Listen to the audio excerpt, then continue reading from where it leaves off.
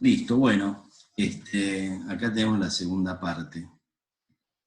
Va a ser cortita, me interesa. Este Power está armado para otra cosa, pero me interesaba un poco trabajarlo para la cuestión de el tema de los derechos. Como yo soy sociólogo, lo voy a encarar más desde lo social y un poco trabajando sobre la experiencia que yo tengo en este momento. Yo estoy trabajando en la Villa de Acaba, en un dispositivo comunitario, donde trabajamos no solamente drogas, sino problemática social integral, de niños y adolescentes. Entonces, para no ser contradictorio, no es que quiero vincular el consumo de drogas y pobreza, sino que voy a contar una reflexión desde la experiencia que yo estoy teniendo ahora, para pensar un poco el tema de derechos, ¿no? Y de paso les doy para que lean un poco si tienen ganas. En el campo de la salud, mental, hace ya unos cuantos años, en la Argentina se promulgó la ley de salud mental, que viene habiendo toda una discusión sobre la reforma de la salud mental, de la forma de trabajar sobre salud mental. Pero esa discusión aparece acá fuerte hace 10 años, trasciende el campo de la salud mental. Y viene desde el año 78, desde una discusión que hay sobre cómo debería ser el sistema de salud y cuáles son las críticas al sistema de salud tal como estaba en ese momento. Entonces, hay 3 documentos que, si tienen ganas, lo pueden leer. Simplemente me interesa mencionárselo, si quieren lo leen, lo encuentran en internet. En 1978 se consensúa el documento de Alma-Ata, que es una ciudad, no me acuerdo ahora de qué país, discúlpenme, se me borra. En ese acuerdo, en ese consenso, los ministros de salud de la mayoría de los países definen que el modelo de atención del hospital debería cambiar. Es decir, este modelo donde uno va a un determinado lugar para curarse debería cambiar por un modelo comunitario, que de alguna manera invierta la cuestión. Es decir, no solo que la gente pueda acceder a la salud yendo a un hospital público, sino que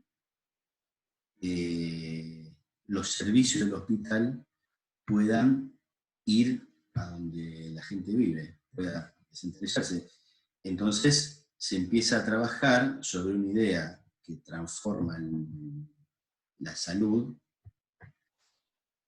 sobre la idea de atención primaria de la salud. La atención primaria de la salud, que es descentralizar el hospital central y llevar a los barrios donde vive la gente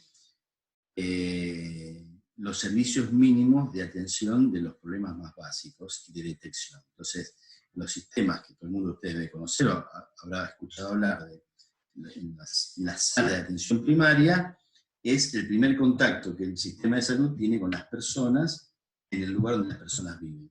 Entonces ahí se tratan los problemas de salud que se pueden tratar en ese nivel de atención, y si el problema tiene una complejidad que no se puede tratar ahí, se deriva al segundo nivel de atención, que es el hospital, y si no, al tercer nivel de atención, que es la clínica especializada. Digamos. Más o menos esta es la idea. Pero en Alma-Ata se define esta idea de la atención primaria de la salud, que es una forma de atención comunitaria. Es decir, el sistema de salud y los médicos vayan a donde está la gente. Esa misma idea, esa misma noción, después se traduce en el campo de la salud mental. En la Declaración de Caracas de 1990 se hace los ministros de salud de los países, creo que de América Latina, de todas las Américas,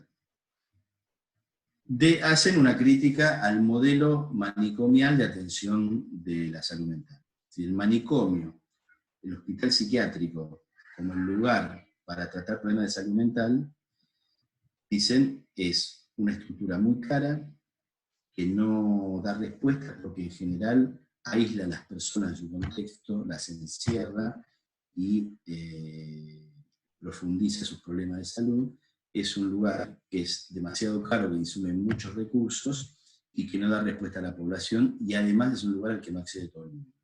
Entonces plantean para el sistema de salud mental el mismo criterio de atención primaria de la salud que se plantea para el sistema de salud en general. Es decir, la salud mental tiene que ser una salud mental comunitaria, que se lleve los servicios de salud, se lleven los servicios de salud mental ahí donde vive la gente, a los barrios, a las salas, a las salitas, etcétera, etcétera. De manera de facilitar el acceso de la gente, ¿no? Entonces se cambia un modelo hospitalario y manicomial vinculado con el encierro por un modelo comunitario, donde las afecciones de salud mental se tratan en el lugar donde la gente vive. Y si hay problemas que no se pueden tratar ahí, bueno, se derivarán a instancias un poco más especializadas por un tiempo más corto. Entonces, la salud mental, el loco, la idea es que el loco deje de portar toda la locura a él y se entienda su proceso de enloquecer en el contexto de su dinámica familiar y barrial y demás, y que los recursos para acompañarlo y para cuidarlo sean los recursos que tiene la familia, los recursos que tiene la comunidad y los recursos que los profesionales de atención primaria le puedan acercar, para que esta persona no sea aislada de su contexto, no sea encerrada, no sea estigmatizada y no sea maltratada, ¿no? Esa es la idea de la Declaración de Caracas, que es el fundamento de la Ley de Salud Mental, en la que no nos vamos a meter acá porque es un lío y porque nos lleva mucho tiempo y ya alguien le va a hablar de la Ley de Salud Mental, pero es un poco el eje. Y después este mismo cambio se da en el campo de las adicciones entre 2012 y 2013, ¿no? Ustedes pueden buscar la Organización de los Estados Americanos, por un encargo de todos los presidentes de los países de América, hacen un documento que es el informe analítico sobre el problema de las drogas en las Américas, donde analiza la situación del consumo y de la atención que se ha dado al problema de las drogas en las Américas en los últimos 20 o 30 años, es un planteo de que es necesario reformar y replantear algunas cuestiones. Entonces, básicamente, ese documento sintetiza algunas discusiones que ya se venían dando, donde se pasa de la idea del adicto como un delincuente al adicto como una persona con un problema de salud. Es un cambio de paradigma muy fuerte, ¿no? Porque si el adicto deja de ser un delincuente, hay que dejar de perseguirlo. Y si pasa a ser una persona con un problema de salud, hay que generar un sistema de salud acorde a lo que esta persona necesita. Y entonces, en lugar de trabajar en la investigación y persecución, hay que trabajar en el desarrollo de distintos dispositivos de tratamiento, en la prevención de una problemática de salud, en la educación de la población. Es decir, hay que poner un montón de recursos en la estructura de salud para poder dar cuenta de un problema sumamente complejo. Yo creo que ese pasaje de considerar al adicto un delincuente a considerarlo una persona con un problema de salud es pasar de una mirada muy reduccionista de el adicto una persona mala porque se porta mal, a una mirada de mayor complejidad, que es una mirada donde este sujeto tiene un problema y que esa problemática se construyó en un contexto como el que ya definimos en la clase anterior, ¿no? Este contexto donde el individuo vive en una familia y esa familia vive en un barrio y ese barrio vive en una ciudad y esa ciudad pertenece a un país y ese país pertenece a un mundo globalizado. Y ahí se dan una serie de interacciones, ¿no? Entonces, ahí ya el problema de la salud el problema del consumo empieza a ser un problema de más difícil acceso y comprensión. Por eso tengo que hacer un esfuerzo bastante importante. No les voy a repetir lo que ya trabajamos en la clase anterior, pero el cuadrito este, o el huevito este con las formas de lo comunitario, por ahí les queda, ¿no? Entonces, nosotros hablábamos de derechos humanos y no lo mencioné, pero en algún slide del otro Power estaba la cuestión de la ciudadanía, ¿no? Cuando hablamos de inclusión social, lo que estamos hablando es de la construcción de ciudadanía. Es decir, cuando una persona que está excluida, es decir, que no tiene acceso a los servicios básicos de salud, de justicia, educación y demás, esa persona pierde su derecho de ciudadanía. Cuando esa persona, a través de un tratamiento, empieza a recuperar esos derechos de acceder al sistema de salud, de acceder a un documento, por ejemplo, de acceder a la escuela, de que la escuela lo reciba y lo incluya y lo contenga. Cuando esa persona recupera esos derechos, estamos hablando de la construcción de ciudadanía. Eso tiene que ver con la inclusión social. La inclusión social siempre tiene que ver con la construcción de ciudadanía.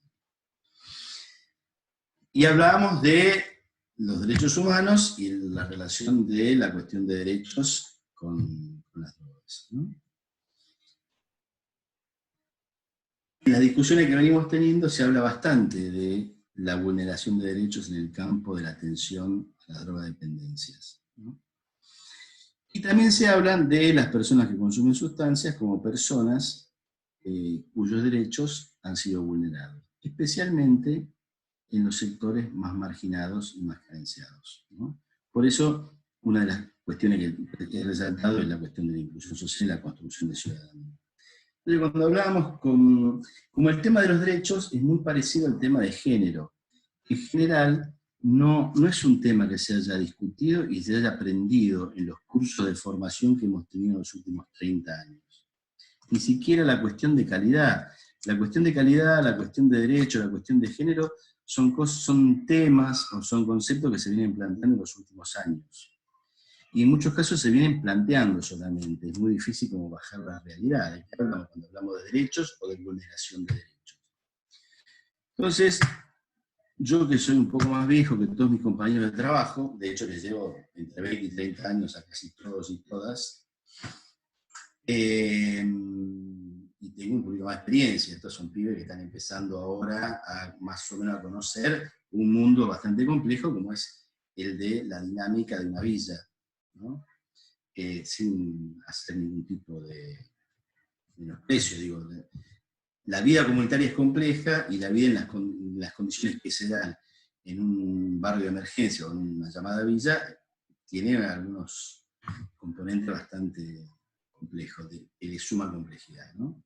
Entonces yo decía, bueno,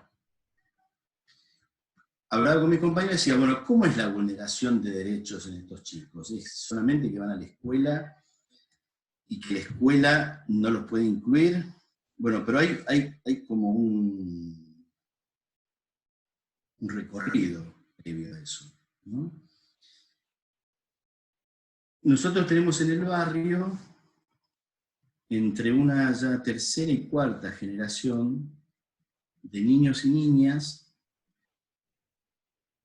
de personas que no han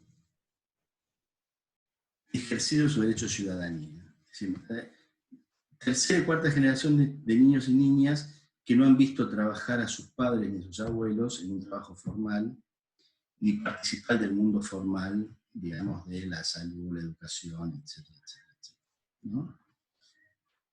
Entonces, ¿cómo se construye la vulneración de derechos? Bueno, insisto, yo planteé un caso, estos casos para entender el proceso.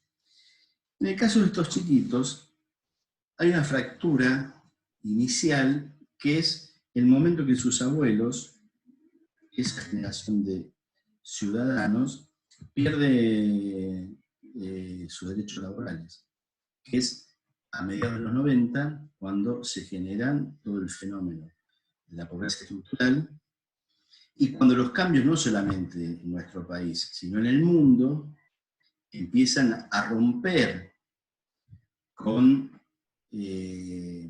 la cultura del trabajo, donde uno se incluye en un trabajo y ese trabajo era para siempre. A partir de los 90, el trabajo empezó a ser un espacio absolutamente precarizado, la idea del trabajo de una vez para siempre se perdió, ya nunca más íbamos a conseguir trabajos que sean para siempre. Y mucha gente en ese contexto perdió su trabajo formal y lo perdió para siempre. Cuando uno pierde su trabajo para siempre, no pierde solamente un ingreso, sino que pierde la capacidad de tener una estructura que no es solo económica, pero que depende de lo económico, una estructura de estabilidad, una estructura de pensar a mediano y a largo plazo, una estructura donde se puede incluir el futuro y no el pensamiento del presente permanente, ¿no? Y esto tiene que ver, ¿qué garantiza todo eso? Bueno, el salario. El salario es la institución o la herramienta que le garantiza a una persona y a una familia un nivel de estabilidad y de proyección en el tiempo. Ese nivel de estabilidad y ese nivel de proyección en el tiempo tiene que ver con la necesaria estabilidad que sostiene un devenir de la salud mental medianamente bueno, digamos. Cuando uno no tiene determinadas garantías acerca de qué va a pasar conmigo en el futuro, qué va a pasar con mis hijos en el futuro inmediato o en el futuro a mediano plazo, la salud mental y la estabilidad emocional empieza a resquebrajarse. Y además hay una ruptura en los aprendizajes intergeneracionales. Yo aprendí algunas cuestiones del trabajo viendo cómo trabajaban mis padres, pero no es un aprendizaje donde yo me siento a ver cómo mi papá trabaja, entonces aprendo. Uno lo aprende viviéndolo. Entonces es obvio para muchos de nosotros que el trabajo forma parte de la vida cotidiana, entonces que vos tenés que ir a la escuela, tenés que estudiar, y que estudiar te va a permitir ir a la universidad o terminar la secundaria y conseguir un trabajo, y que vas a trabajar en ese espacio, te vas a ganar tu plata y que seguramente podés mejorar. O sea, esa idea de continuidad, de proyecto y de mejora, en muchos, en la inmensa mayoría de los chicos con los que yo trabajo, se perdió en la primera generación de sus abuelos, ¿no? Entonces, todo ese aprendizaje de la cultura del trabajo, de la seguridad, de la estabilidad, de pertenecer a un marco de derechos como es el sindicato, que defiende tus derechos y defiende tu salario, y establece negociaciones para mejorar tu calidad de vida, la idea del ascenso social, de que mis hijos van a poder estar mejor que yo, todo eso explotó en el aire. Por eso, muchas veces, y yo esto lo pienso para mí, esto lo digo yo solo, cuando muy livianamente se habla de los planeros, la gente que no quiere trabajar, etcétera, y con palabras un poco más duras, creo que se pierde de vista que esa persona que hoy tiene 25 años o 30 y vive en un plan y no tiene otra expectativa, no es que ha tomado la decisión de ser un vago porque no le importa nada, sino que es producto de un proceso histórico donde una cantidad enorme de ciudadanos perdieron ese derecho y se fracturó todo un aprendizaje social que ya no se recupera, ¿no? Entonces, en ese punto, y lo que se pierde son nada más y nada menos que los derechos, o sea, el derecho al acceso a la educación, a un trabajo digno, a un trabajo con garantías, un trabajo donde se respeten tus derechos, tus vacaciones, tu salario, tu instrumento, la salud, las vacaciones por tus hijos, es decir, se pierde toda una estructura y todo eso que se perdió no se puede volver a aprender. No quiero hacer terminar con esto, pero digo, es una pérdida generacional, ¿no? Entonces, en ese proceso se van dando la pérdida de derechos y se va construyendo un modo de vida que está por fuera de la estructura formal de la sociedad. Entonces, un chiquito, que nosotros nos encontramos, trabajamos en el barrio, no va a acceder a un jardín de infantes, porque no hay jardines de infantes, y si hay jardines de infantes, lo más probable es que estén saturados, pero además, en general, no están en condiciones de recibir a estos chiquitos que tienen una serie de carencias simbólicas, emocionales y de habilidades sociales, y que además tienen una familia que no los pueden acompañar, porque no tienen cómo ni con qué, ¿no? Entonces, este chiquito es muy probable que no participe de un jardín de infantes, con lo cual va a perder un aprendizaje esencial, que es todo el aprendizaje simbólico y conductual de cómo es estar en una institución, en un encuadre, cumplir horarios, etcétera, etcétera. Desde ahí no va a acceder a la escuela primaria, por dos razones. Primero, porque la escuela primaria, ya para sus padres, perdió sentido. Ir a la escuela o no ir no te cambia la vida. No es un elemento de ascenso social. Con lo cual, para el chiquito la escuela no tiene sentido y para sus papás tampoco, por eso no le incentivan para que vaya a la escuela. Pero además, si iría a la escuela, ese chiquito lo más probable es que fracase porque no aprendió las habilidades simbólicas, conductuales, sociales y emocionales para transitar el proceso de aprendizaje y el encuadre de la escuela primaria. Entonces no tiene herramientas. Va a las clases, el primer tiempo es a las clases, no tiene con qué responder, no tiene cómo aprender y lo más probable es que se vaya. O que se vuelva el famoso chico problema. Y en ese proceso la escuela es muy probable que no tenga cómo incluirlo, porque se le sale demasiado del estándar, entonces ese chico va a dejar de ir a la escuela y nadie va a preguntar por qué no va, simplemente no va a ir. En ese proceso obviamente no va a la escuela secundaria, porque, por ejemplo, nosotros tenemos casos, muchos, lamentablemente, de chicos que terminan la escuela primaria, pero no saben leer ni escribir. Entonces, cuando ingresan a la escuela secundaria, si es que ingresan, fracasan en la primera semana, con lo cual la escuela secundaria tampoco ha sido una opción. Ustedes se acuerdan que hablamos de la escuela como uno de los factores fundamentales de protección frente al problema de las drogas, ¿no? No va a acceder al sistema de salud. Por ejemplo, nosotros, me he cansado de comprobarlo, no tengo tiempo acá de desarrollarlo, pero para que los chiquitos sean atendidos en el hospital público infantil, en el lugar donde yo trabajo, si esos chicos no van sostenidos por nosotros como ONG, no reciben el nivel de atención que deberían recibir, ni el seguimiento, ni los diagnósticos adecuados. Hay una atención diferencial. Yo generalmente en otros ámbitos, no lo voy a hacer acá, en otros ámbitos hablo de un cierto racismo en el modo de atenderlos, pero sáquenlo, hay una atención diferencial, entonces no va a tener acceso pleno a las mejores prácticas de salud. Y no va a tener acceso pleno a las mejores prácticas de justicia. Por ejemplo, acá pongo el nombre de una nena que fue de 6 años, 7, abusada por su tío, que es un clásico, lamentablemente. Y sin embargo no se pudo hacer la denuncia porque fuimos, todos los que estábamos trabajando con ella, sus hermanas, a hacer la denuncia y demás. Como no apareció la mamá a ratificar la denuncia, entonces se cajoneó y no pasó nada. Y esta chica fue abusada y nadie pudo hacer nada porque faltaba que un familiar directo como la mamá vaya a hacer la denuncia. O sea que imagínense que estas cosas van construyendo también, diría un psicólogo, una psicóloga, determinada subjetividad con una enorme cantidad de carencias.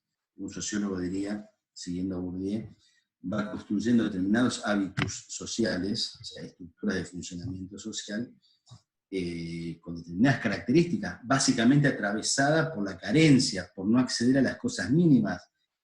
La educación, y no solamente ir a la escuela, sino que la escuela se preocupe para que yo vaya y me aloje y me cuide y se preocupe para que yo aprenda. Entonces ahí empieza la dinámica de presencia-ausencia del Estado. ¿Cuánto le interesa al Estado estos chicos vayan a la escuela o cuánto no. En general, en la villa, el Estado está presente a través de la gendarmería, no a través de la escuela, ni a través del sistema de salud. Es una forma de estar presente, pero es una forma que modela y que define cómo es la cosa. Es decir, yo estoy acá para cuidar que vos no hagas macana, no para educarte y para curarte, digamos, le diría el Estado. Y eso define cómo va a ser la vida de ese muchachito, de esa muchachita, en esa sociedad y en ese mundo, ¿no?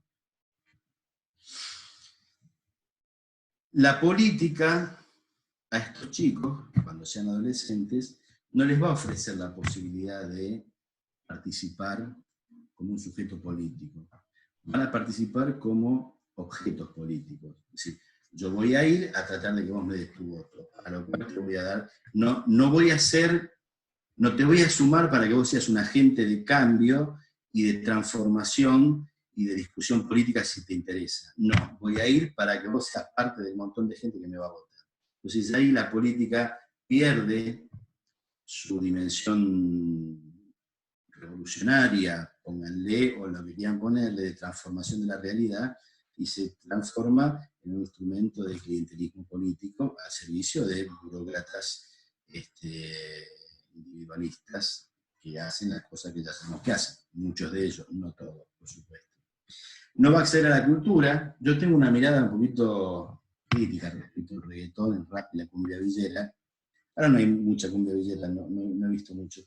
¿Por qué? Porque me parece que en algunas cosas, por un lado puede ser vista como una expresión cultural de los chicos de los barrios más pobres, pero en otro aspecto me parece que muchas veces terminan siendo como una reproducción y valoración de los elementos más degradantes y de los elementos que refuerzan la violencia, la marginalidad y el consumo, ¿no? Entonces, por un lado es expresión y por otro lado a mí me hace mucho ruido, pero bueno, es una discusión para tener un poquito más larga, ¿no? No hay espacios formales de inclusión para estos chicos. Decíamos que la escuela no es un espacio, la familia no es un espacio, clubes deportivos para los pibes no hay. En general se construyen clubes como estrategias de inclusión para que los chicos salgan de la marginalidad, pero no hay clubes para que los pibes vayan a jugar porque les gusta jugar. Entonces los espacios de socialización en muchos casos son las esquinas. Y la esquina tiene una dinámica que estaría bueno un día hacer un trabajo antropológico, cómo son las dinámicas,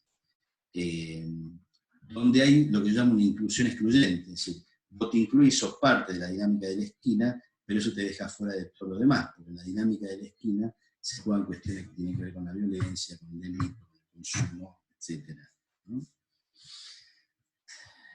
Y en esa inclusión informal, donde vos haces algo para ser parte de algo, por ejemplo, te volvés el soldadito de algún dealer, o te volvés un chabón que vende drogas o que sale a robar y demás, como una forma de construir, uno lo puede ver como una degeneración de la persona o como una forma de construir alguna identidad, alguna pertenencia a algo. No para justificar ni la venta de droga, ni el delito, ni nada, sino para entender por qué pasa esto. Digamos, yo tengo acá el nombre de chicos que a los 11 años estaban robando, consumiendo, vendiendo. ¿Por qué? Porque no había otra cosa para hacer. Y porque si vos no haces eso, no sos nada.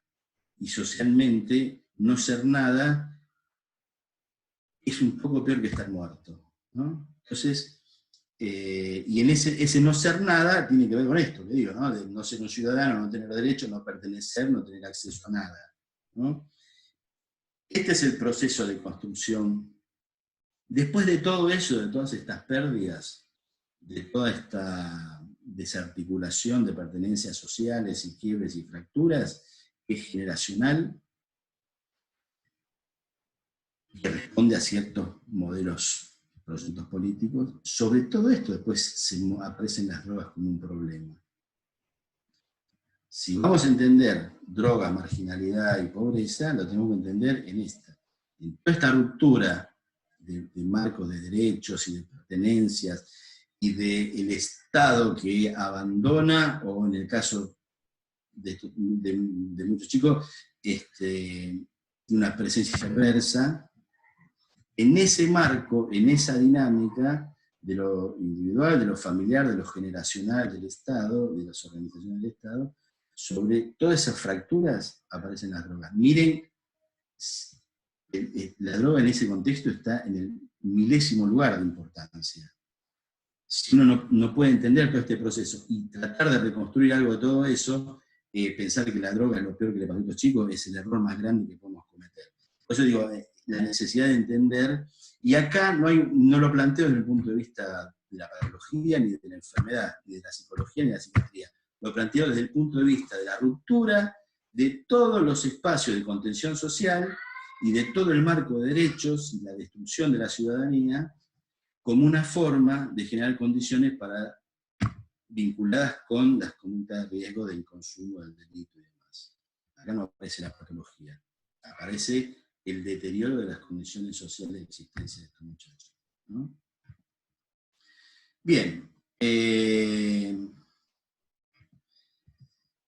y la hago para terminar rápido. Desde este punto de vista, digamos, hablar solamente de salud, en un concepto muy restringido de salud, como la ausencia de enfermedad o de salud mental, me parece que no ayuda, no permite pensar una política pública de drogas con la gente, y cualquier dispositivo que se piense solamente centrado en evitar que un muchacho consuma o solamente en la cuestión de salud, y no se plantea toda esta dimensión social, política y comunitaria y de derechos,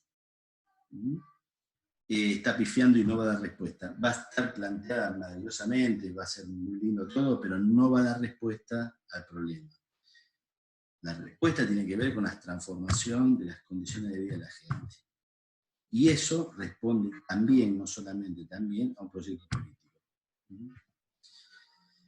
Y después les dejo, para no hacerlo muy largo, porque ya estamos excedidos, venía acá toda la experiencia del laburo en la Cava, que se lo voy a contar otro día, si desde Fonga no se aburren de mí y me inviten a conversar un poco sobre los tratamientos comunitarios. Ahí les voy a contar un poquito esta idea. Esperen,